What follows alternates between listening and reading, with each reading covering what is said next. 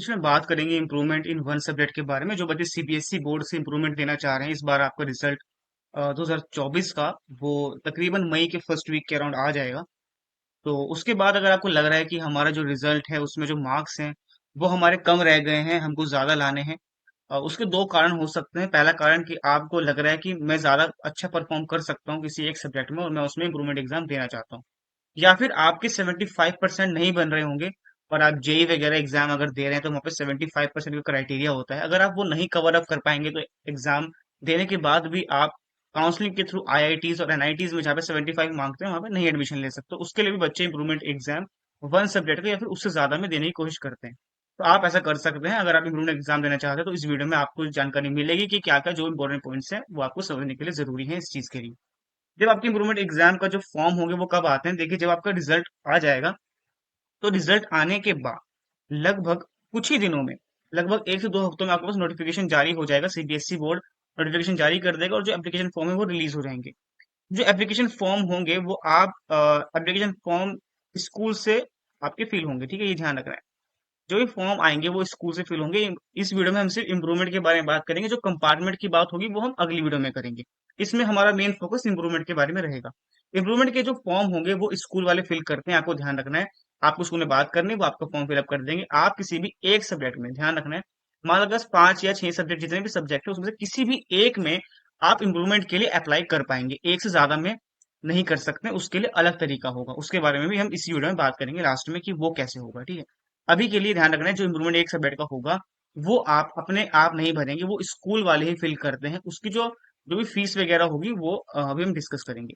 अच्छा, ये जो एलिजिबिलिटी है इसमें मतलब है कि कौन कौन इसको लिए फॉर्म भर सकता है, तो ये वही भर पाएगा जो बच्चा पास होगा। ध्यान रखना है, अगर आप पास नहीं हैं, मान लो अभी कंपार्टमेंट आ गई, तो आप इंप्रूवमेंट इन वन सब्जेक्ट नहीं दे सकते। वही बच्चा दे सकता है जो पास हो जाएगा, ठीक है। ये एलिजिबिलिटी है, चाहे वो 10th का हो या वो 12th का हो। दोनों ही 10th और 12th दोनों ही बच्चे इंप्रूवमेंट एग्जाम दे सकते हैं वन सब्जेक्ट का, ठीक है। पास होना चाहिए, बस इतना ध्यान रखना है।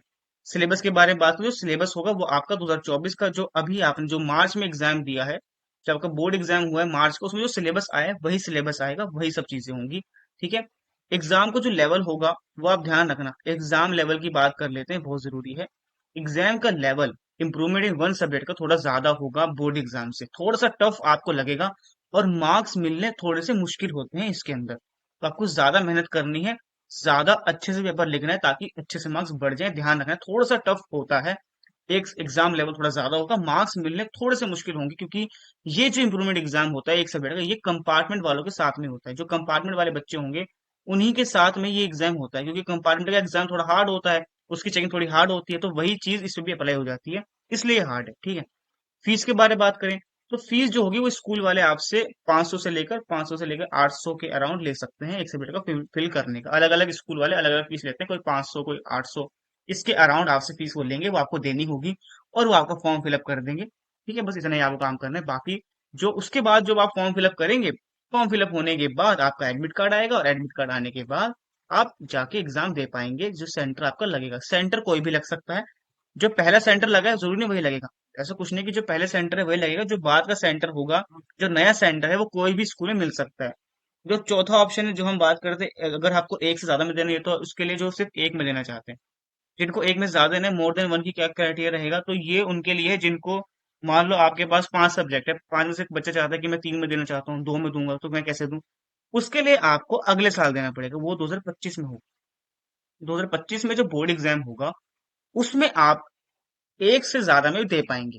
यानी कि मान लो फॉर एग्जाम्पल के लिए आपने इस बार फिजिक्स का इंप्रूवमेंट दिया, एग्जाम्पल के लिए आपने फिजिक्स का इंप्रूवमेंट दे दिया, ठीक है। तो आप 2025 में क्या कर सकते हैं, आप फिजिक्स का इंप्रूवमेंट भी दे सकते हैं, उसके साथ साथ बाकी सब्जेक्ट भी दे सकते हैं। आप चाहे तो उसको छोड़ भी सकते हैं, आपकी मर्जी है।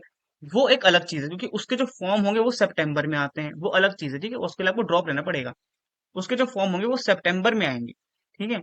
और बाकी जो आपके ये वाला है तो बहुत जल्द होने वाला है। अगर आप चाह रहे हो कि मैं 2024 में ही कॉलेज में एडमिशन लेना चाहता हूँ, अगर 24 में एडमिशन ले रहे हो, फिर तो आप एक में दे दो, एक में ही दो। मान लो आप चाह रहे हो कि नहीं मैं ड्रॉप ले रहा हूँ तो मैं 2025 में भी एग्जाम दूंगा, जेई वगैरह दूंगा, तो आप साथ में इम्प्रूवमेंट एग्जाम के लिए फॉर्म भर देना, उसमें आप एक ज्यादा में एग्जाम दे सकते हो। ये ध्यान रखना है, ठीक है। ये बहुत, इसके लिए भी आपको लगातार चैनल वीडियो आती रहेंगी, आपको जानकारी मिलती रहेगी, उसमें कोई दिक्कत नहीं है। ठीक है, कोई भी डाउट होगा तो आप जान रखिए, आप टेलीग्राम को जरूर ज्वाइन करें। टेलीग्राम का लिंक आपको दिया हुआ है, टेलीग्राम को नीचे डिस्क्रिप्शन में जाओ, ज्वाइन कर लो।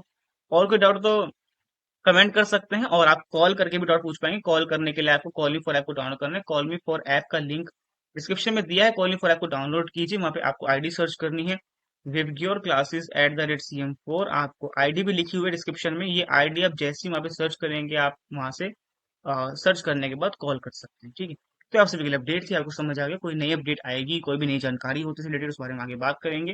बाकी नेक्स्ट वीडियो में हम लोग ज्यादा फोकस करेंगे कि जो कंपार्टमेंट वाले बच्चे हैं उनके लिए कैसे होता है। ठीक है।